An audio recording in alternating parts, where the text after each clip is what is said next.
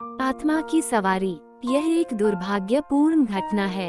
एक बार फैजाबाद जिले के गौरा घाट स्टेशन पर एक दुर्गेश नाम का ऑटो ड्राइवर अपनी ऑटो लेकर खड़ा रहता था।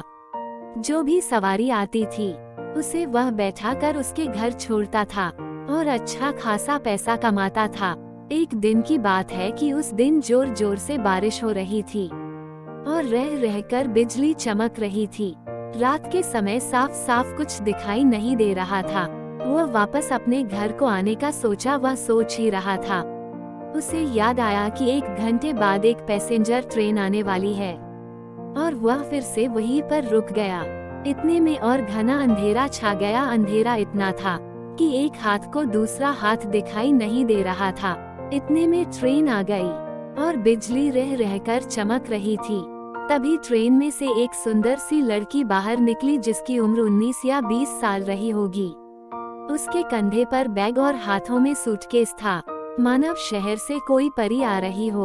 और वह सीधे मेरी तरफ आकर रुकी और बोली, मुझे रामपुर जाना है, क्या आप मुझे वहाँ तक छोड़ दोगे?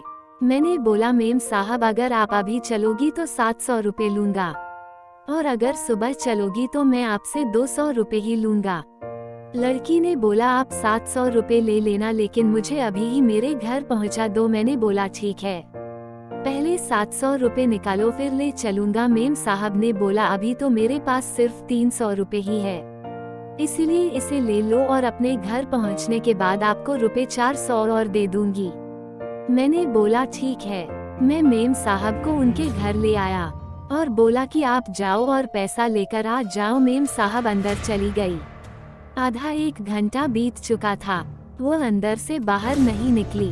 तो मैंने सोचा चलो मैं ही अंदर जाकर पैसा मांग लेता हूँ। रात के करीब 3 बजे बज चुके थे। जब मैंने घर का दरवाजे खटखटाया तो अंदर से एक माताजी अपनी आंखों को मलते हुए दरवाजा खोला और बोला, आप कौन हो? इतनी रात को क्यों आए हो और क्यों जोर जोर से आवाज मार रहे हो? मैंने बोला कि जो अभी थोड़ी देर पहले मेम साहब आई थी, उन्होंने मेरा पूरा किराया नहीं दिया था, इसलिए मैं अंदर आया हूँ। माताजी ने बोला कि यहाँ पर तो केवल मैं और मेरे पति रहते हैं, यहाँ पर तो कोई मेम साहब नहीं रहती है। कुछ बरस पहले यहाँ पर मेरी बेटी रहती थी, जो अब नहीं है। मैंने पूछा क्यों माताजी, अब वो कहाँ रहती है? बात करते करते सुबह हो गई। अचानक मेरी नज़र दीवार पर पड़ी, तभी मैंने देखा कि मेम साहब की फोटो दीवार पर लगी हुई थी। तब मैंने बोला कि माता जी यही मेम साहब थी जिनको मैं लेकर आया था।